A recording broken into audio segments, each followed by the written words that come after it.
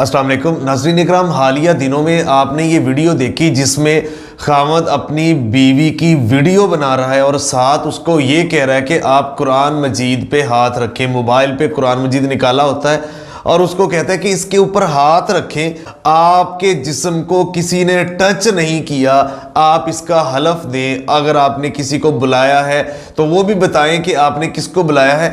तो उसे कुरान उठवा रहा है। उसके बाद ये कह रहा है कि आपका जो पहला हस्बैंड है, यानी उसकी दूसरी शादी लड़की की, तो जो पहला खामद है उससे आप मिली हैं, उसको आपने घर में बुलाया है, उसने आपके जिस्म को टच किया है कि नहीं।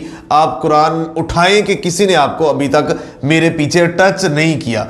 और वो दुखी आपको नजर आ रही है, इस वीडियो में आप देख रहे हैं दूसरे फ्रेम में, तो वो परेशान और दुखी नजर आ रही है और वो कुरान उठवा रहा है। तो हमने इस बारे में सर्च करने के बाद जो हकायक सामने आए वो बड़े ही होशरबा और खौफनाक हकायक है। नाज़रीन इकराम, ये लड़की, इसका नाम है रोजीना, ये कराची की रहायशी है और इसकी जब पहली शादी होती है तो कराची से दुबई इसकी शादी होती है, वहाँ ये जाती है।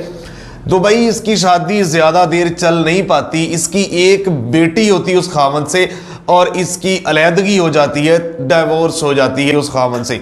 नाज़रीन इकराम, ये वापस आने की बजाय वहाँ पे जॉब स्टार्ट कर देती है। वहाँ पे एक शीशा घर में, शीशा हाउस में, चूँकि दुबई में शीशा हाउसेस का ट्रेंड है, तो वहाँ पे ये जॉब करनी स्टार्ट कर देती है।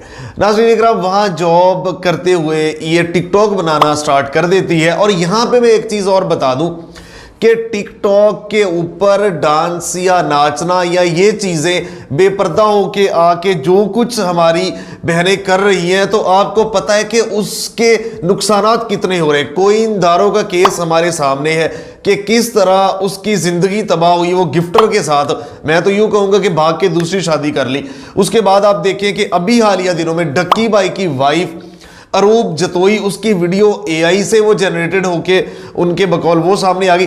तो कुछ हकायक, कुछ जुड़े, सारा कुछ इसमें चल रहा है और जिंदगियां, फैमिलीज तबाह हो रही हैं क्योंकि हम टेक्नोलॉजी को जो है ना दुरुस्त इस्तेमाल नहीं करते। तो इस केस के ऊपर आते हैं, ये रोजीना टिकटॉक बनाना स्टार्ट कर देती है। तो टिकटॉक बनाती है, दूसरे फ्रेम में इसकी वीडियोस चल भी रही हैं।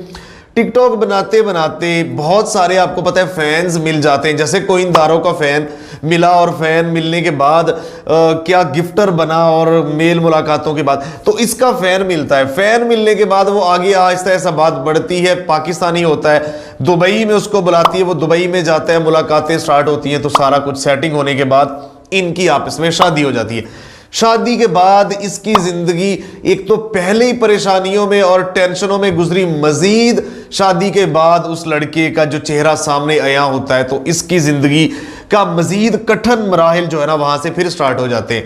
तो नाज़रीन इकराम, जिंदगी आगे बढ़ती है तो ये मारना पीटना, इस लड़की के बकौल इसको मारना पीटना डांटना, ये चीजें आम होने शुरू हो जाती हैं। और इसी दौरान ये वीडियो वायरल होती है जिसमें इसको वो कह रहा है कि मैं गया हुआ था दुबई से, तो पीछे से कौन कौन आपके पास आया, किस किस ने आपको टच किया, आपका साबका खामद जो था उसने टच किया कि नहीं। तो ये वीडियो, और शर्मनाक तौर पे वीडियो जो है ना वो वायरल भी करने वाला इसका खामद ही होता है। वही बनाता है वीडियो, वही वायरल करता है और दुनिया में जग हंसाई का बायस बनता है। तो यहां मैं रिश्तों के ऊपर जो है ना एतमाद इतना नहीं उठता जितने रिश्ते ये जो अचानक, ये जो टिकटॉक के ऊपर बनते हैं, ये जो सोशल मीडिया के ऊपर अचानक रिश्ते बनते हैं, तो उनका अंजाम जो है ना आपके सामने। तो वहां पे वही वीडियो बनाता है और उसके बाद इनकी लड़ाइयाँ मजीद बढ़ती हैं। जब बढ़ती हैं तो ये लड़की बताती है कि जब इसकी मेरे साथ शादी हुई तो इसने मुझे यकीन दिलाया, मस्जिद में जाके कुरान भी उठाया इसने और यकीन दिलाया कि मैं आपको खुश रखूंगा, अपने पास रखूंगा। जबकि उसने कहा शादी के बाद ये राज़ हुआ कि इसकी एक और भी शादी है, लेकिन मैंने फिर भी कंप्रोमाइज़ किया, लेकिन बात और आगे बढ़ी तो ये इस नहज तक इसने मुझे पहुंचा दिया। तो इनकी लड़ाइयाँ बढ़ी, उसके बाद इसने मारा पीटा और रोजीना की दुबई में उसके बगौल उसने कहा कि मेरी गाड़ी जलाई, साथ आस पड़ोस की कोई एक आध गाड़ी थी वो भी जली। उसके बाद इसके ऊपर केस बना दुबई में। ये केस बनने के बाद जेल गया, डिपोर्ट होके पाकिस्तान वापस आ गया। जब ये वापस पाकिस्तान आ गया तो पाकिस्तान आने के बाद इसने एक और भयानक कारनामा किया, मजीद भयानक इसका अंदर से जो है ना वो चेहरा सामने आया। इसने ये किया कि इसके साथ जब वो निकाह में थी तो इनके वहां पे बेडरूम्स में जो अज़दवाजी ताल्लुकात होते हैं तो इसने कैमरा फिक्स किया हुआ था। कैमरा सेट करके ये सारी चीज़ें वो ये रिकॉर्ड करता रहा।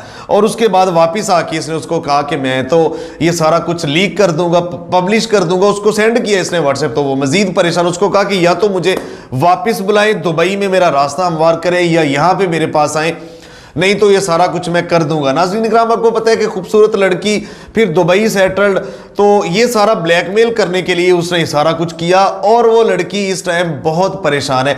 तो आपके सामने ये स्टोरी रखने का मकसद ये है कि एक तो आप अपनी बेटियों की जब शादियां करते हैं, तो जब बाहर के मुमालिक में जाती हैं, तो आप ये, इस लड़की ने ये भी गिला किया कि मेरे माँ बाप ने मेरा उसी तरह से केयर नहीं किया, मेरा ख्याल नहीं रखा, वो पीछे पहुंचे नहीं।